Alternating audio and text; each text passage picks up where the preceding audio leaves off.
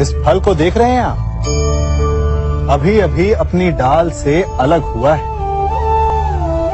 बड़ा दुख होता है ना जब आप अपने उद्गम से अलग होते हैं, परंतु ये दूरी भी आवश्यक है। अब इस फल को ही ले लीजिए। अपने जीवनदाता वृक्ष से अलग होकर ये ना केवल किसी की भूख शांत करेगा, अपितु इसके भीतर के बीज से एक नए वृक्ष का सृजन भी होगा और कई फल जन्मेंगे। सृजन की प्रतिक्रिया में पीड़ा आवश्यक है। यदि पीड़ा नहीं होगी तो सृजन नहीं होगा। पीड़ा अपने उद्गम से दूर होने, पीड़ा अपनों से दूर होने।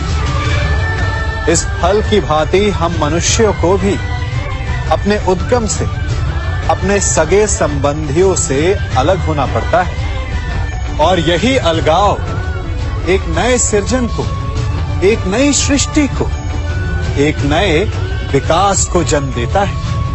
इसलिए ऐसे अलगाव से दुखी मत होइए, उसका स्वागत कीजिए, क्योंकि ये विकास की नींव है।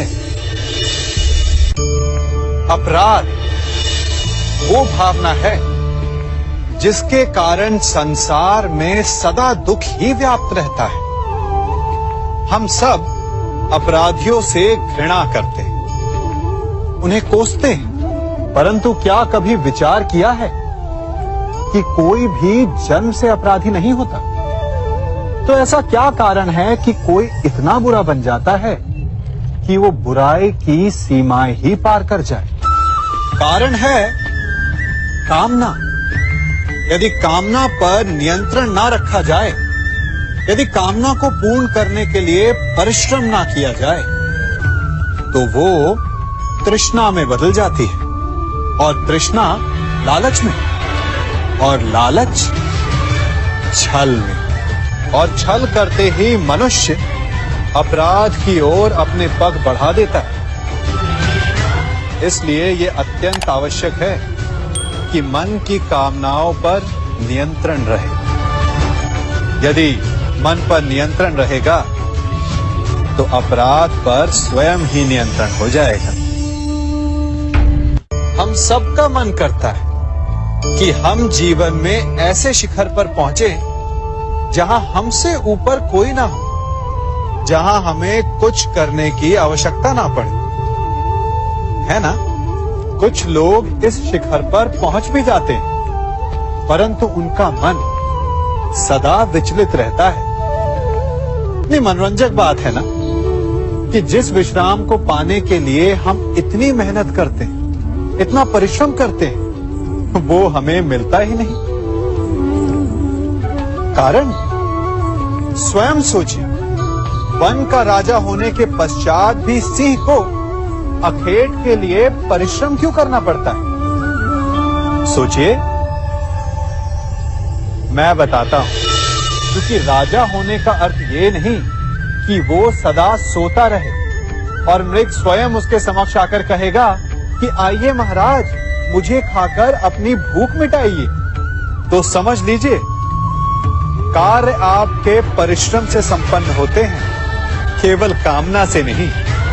यदि आप नीचे हैं तो सदा स्मरण रखें कि आपका परिश्रम ही आपको ऊंचाइयों पर ले जाएगा, और यदि आप ऊंचाई पर हैं तो वहां पर भी रहने के लिए आपको निरंतर परिश्रम करते रहना होगा।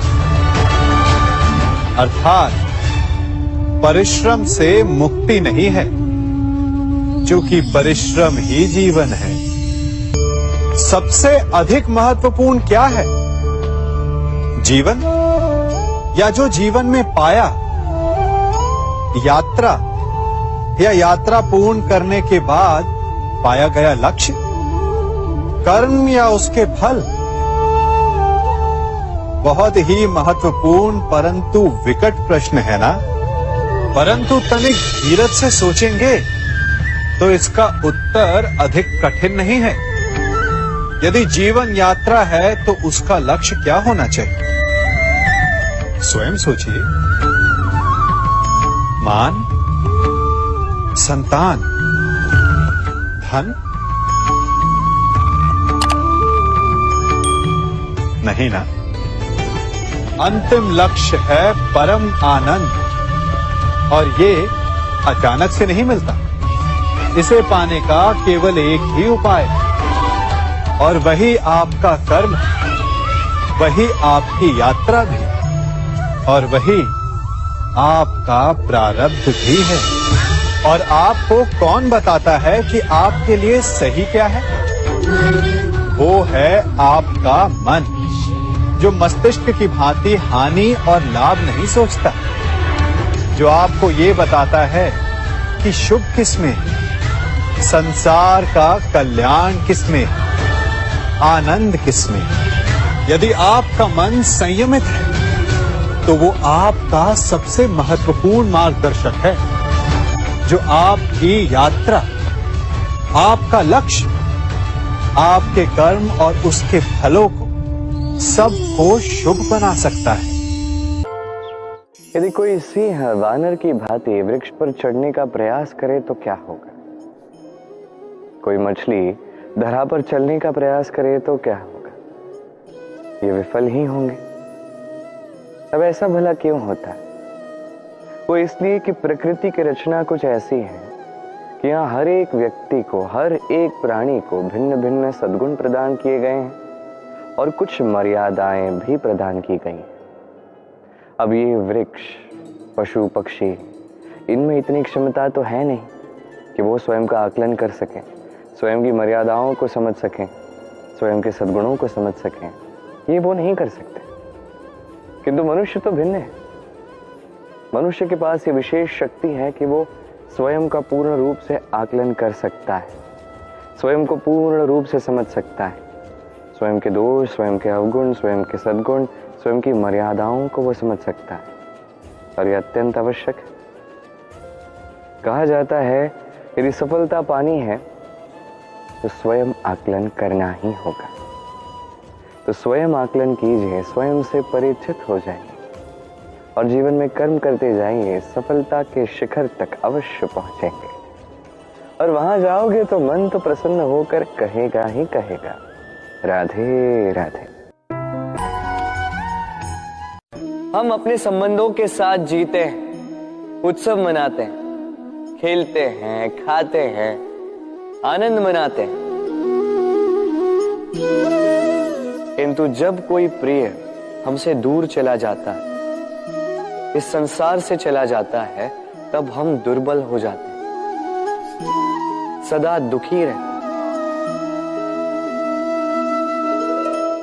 क्या ये होना चाहिए? इस प्रकृति को देखिए।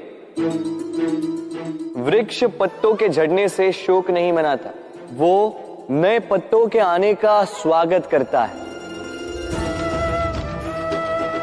कल आप भी किसी के स्थान पे आए थे और कल आपके स्थान पे भी कोई और अवश्य आए, क्योंकि ये परिवर्तन है। ये इस प्रकृति का नियम है। इसमें शोक कैसे?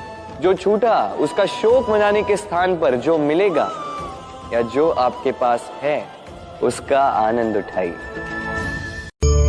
हम सभी अपने जीवन में सफलता चाहते हैं, है ना?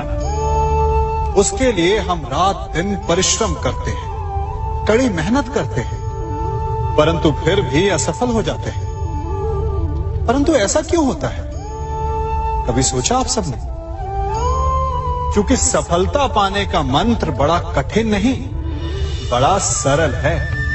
उचित विचार, उचित समय, उचित स्थान पर उचित प्रहार। जब आपके विचार, समय, स्थान और प्रहार यानी परिश्रम उचित है, तो सफलता आप ही को मिलेगी। जिस प्रकार एक लोहार लोहे से कुछ बनाते समय उस लोहे के सही ताप तक के आने की प्रतीक्षा करता है और समय आने पर उचित स्थान पर पर्याप्त बल से प्रहार करता है और लोहा आकार ले लेता है, ठीक उसी प्रकार आपकी सफलता भी आकार लेती है। हम सभी को अपने जीवन में कभी ना कभी निराशा मिलती है, असफलता मिलती है, और अधिकतर लोग इसके पश्चात भाग्य का रोना लेकर बैठ जाते हैं। कुछ कहते हैं कि जिस स्थान पर मैं हूं उससे कई ऊंचे स्थान पर होने के योग्य था, परंतु नहीं जा पाया।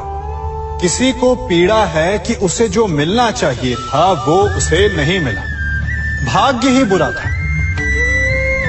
भाग्य क्या होता है? भाग्य वन में खिला पुष्प देवताओं को चढ़ाया जाएगा, या किसी सुंदरी की वेणी में वो सजेगा, या फिर उसे कुचल कर उत्पात बना दिया जाएगा। ये सब एक पुष्प के नियंत्रण में नहीं होता, परंतु जब तक उस पुष्प का अस्तित्व है, सुगंध बिखेरना उसके वश में अवश्य है। परंतु भाग्य हमारे वश में नहीं, और जो हमारे वश में नहीं उसके लिए दुखी होने से क्या होगा?